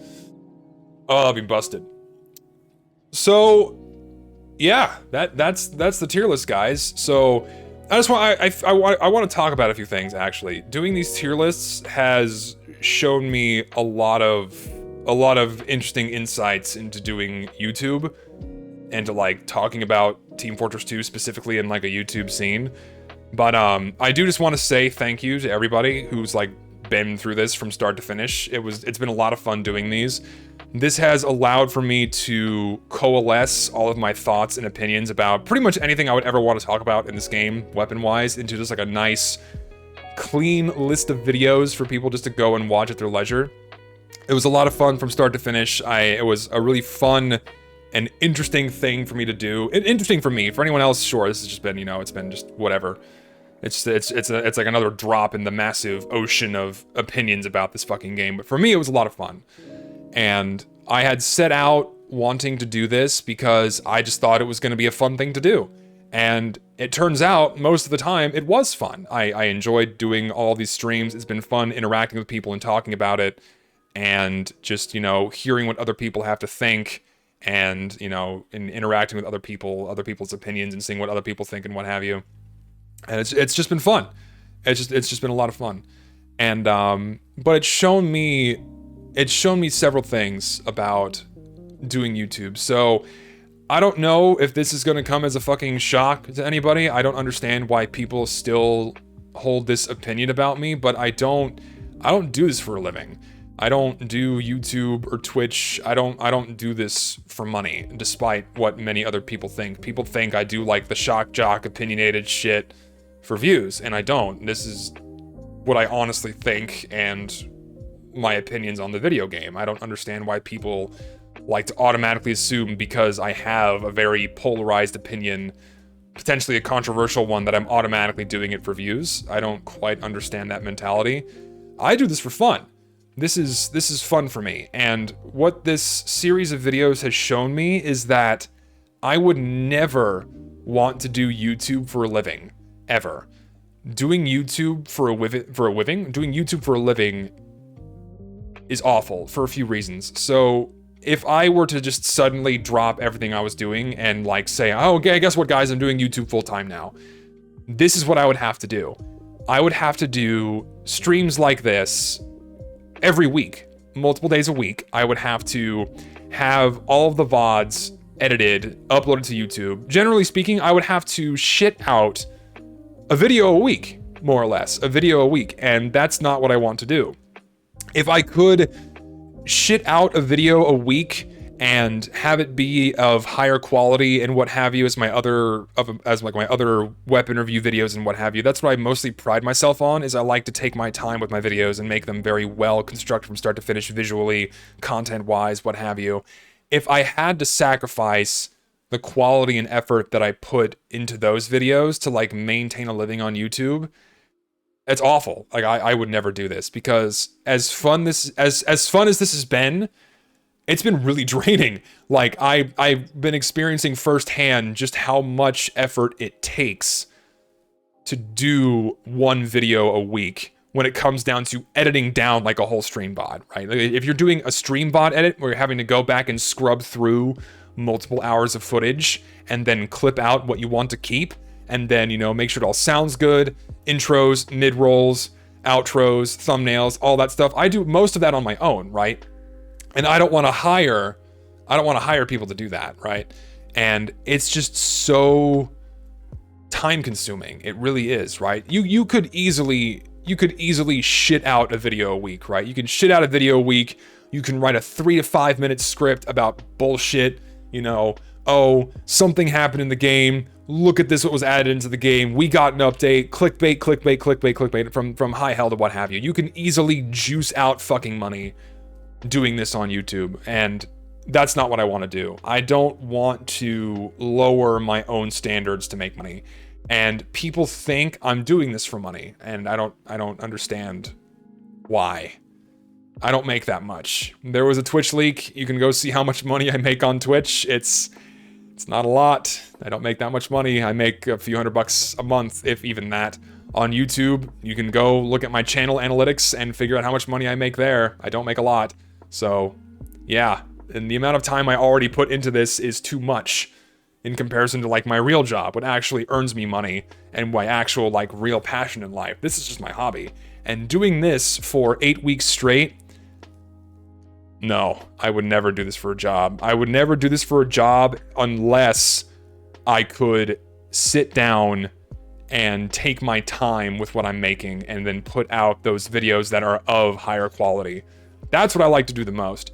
Doing these tier lists was just like a fun experiment to see what it would be like if I was gonna do a video like this a week, and I cannot fucking do it. Not as a hobby, anyway. And at the cost of a bigger chunk of content comes quality, right? At the sacrifice of good editing, a well-written script, making sure that I'm conveying all of my thoughts eloquently to you, you know, I sacrifice those things for, you know, the sake of time, and I don't like doing that. That's not my creative outlet, you know? It's not my creative outlet. My creative outlet is making something that I am visually, or that I'm proud of visually and what have you. So, it's interesting. It's also interesting to see how up in arms people get as well over just the most minute of things. It's very strange. I know I do it myself. Like, I get very hot and bothered about opinions in this game, but watching other people do it against things that I would consider far more minuscule, it's very strange, man. People get very heated. It's very weird. I don't know. I've seen some of my favorite YouTubers go down the clickbait path. It's sad to see, since I generally lose respect for those heavy clickbaiters. I mean, they know how to exploit the system, man. They know what to do to get the algorithm to promote their videos and to get people to click on them faster, to get that ad revenue, you know? And look, hey, I'm not going to say that I don't enjoy the money I get. The extra money from Twitch, the extra money that I get from YouTube, it helps a lot more than people might think, you know? I have bills to pay. I have to eat food. I gotta keep the lights on. I gotta keep a roof over my head. I'm a PhD student. I make $20-some-odd thousand a year. It's not a lot of money. It's barely enough to keep everything I have going, and this extra money from YouTube and whatnot, it just gives me more of like a padding. It lets me keep the bills paid. It lets me keep food in my stomach, lights on, roof over my head, without having to worry about spending the extra $5 at the store for like a fucking loaf of bread, or something like that. Like, I don't have to worry about that anymore. And that's something I've had to worry about most of my life. Like, I'm getting emotional thinking about it. Like, I've always had to worry about money. Like, I've always had to worry. Ugh, God damn it. See, now people are gonna, like, fucking record this and, like, oh, Zesty's crying again on fucking Twitch. And make a fucking video about it and say, oh, look, he's being a pissy baby again. But, like, my whole life, I've had to worry about money and, like, being poor. And it's scary. It's very scary. It really is. And, like, now I'm in a position where I don't have to worry. It's amazing. It really is. Like, it's not much. It really isn't much. It's like, it's a small buffer between, like, having to go back to worrying a lot and then, like, and then not being able to worry. But, like, just, like, that little bit of extra income is insanely helpful, right? Because, like, my whole fucking life, man, it's been rough. I grew up in, you know, lower middle class home. My dad, you know, ran his own business. Fucking, he's a furniture upholsterer. He runs his own business. And, you know, business for furniture upholsterers is only good when the rich people have business. And when the rich people don't have business, they're not spending money on the luxuries of new furniture or newly upholstered furniture, you know? And so my entire life, it's been very unstable. Like, the success of my father's business is what kept the lights on in my family home. And when fucking 2008 came around, when the housing crisis happened in 2008 and the stock market crashed and whatnot, or we went into a recession, what have you, we were fucking bankrupt in fucking 2008. And, like, as a 13-year-old, thinking about not having the lights on and having to live on the street and shit, that's scary, man. That's fucked.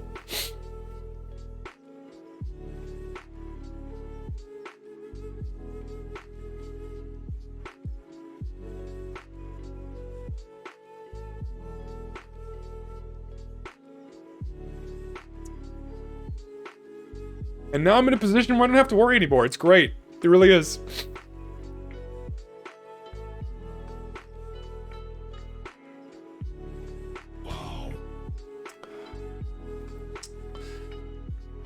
I can't wait for people to clip this and say, oh, he's putting on an act for money. I guarantee people are going to do that shit. I swear to God, I'm not.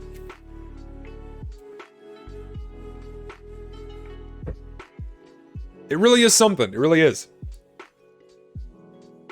It really is something to go from zero income and being in debt and, like, days away from being on the street to, like, not having to worry about it. It's awesome. It really is. It's great. And I have all of you to thank for it, really. It's like all the support you guys give me and people watching my videos and shit. It's great. It really is. It's like, I thank God every day that I have this now.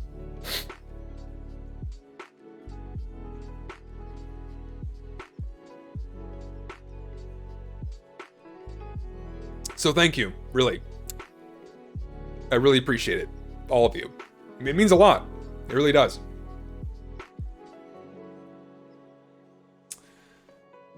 So, like, question I pose to you, who always looks like shit when they cry? I know I do. I look like I just fucking dip my face in a bucket of red paint. Every time. I look like I ate out a chick on her period every time I cry. It's pretty bad. Ugh. Anyway, snap out of it. Come on. Ugh.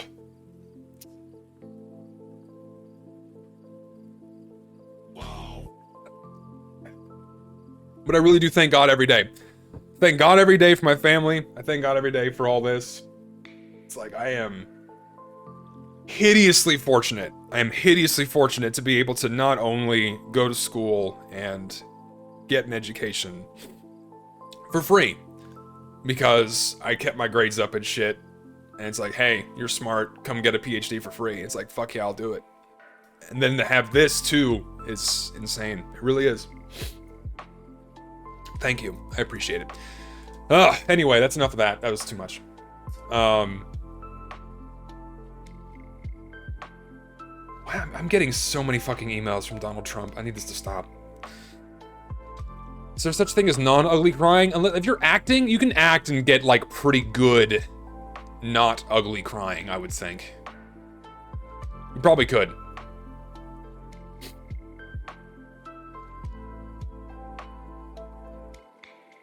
How do I unsub? I don't know. You can cancel subscription, but I can't give your money back, I think. I don't know if it goes... I think it just goes away. It just goes away. I don't know, man. I think what's also been interesting about all of this, like, leading up until now, is just kind of... I don't know. It does... I don't know. I don't know. A lot of stuff I can't put into words. Very weird. My favorite stone? As a favorite mineral, I like rhodochrosite. It's probably my favorite mineral. Very pretty. So. Yeah. That's about all I got. I don't know. I won't keep you guys much longer. That's all we're talking about. If I can ask questions if people got them. If you want to type, if people want to like ask me anything TF2 related or otherwise. Otherwise, I'm just gonna end the stream. Podcast I recorded with Richter has some comments that are rage. Yeah, people don't like my takes on competitive TF2, which is fine. I understand that. That podcast is fun to do, actually. I had a fun time doing that. It was my first time, like, ever doing something that was just, you know, the only other time I did a video with somebody else is when I did, like, a Halloween video with Aaron a couple years ago. But then I did that podcast with Richter Overtime. That was actually fun. That was actually, like, a decent experience where, like, I might just go out of my way, like, hey, if people, like, offer to do something with me, like a podcast style thing, like, yeah, I'd do that. It's fun.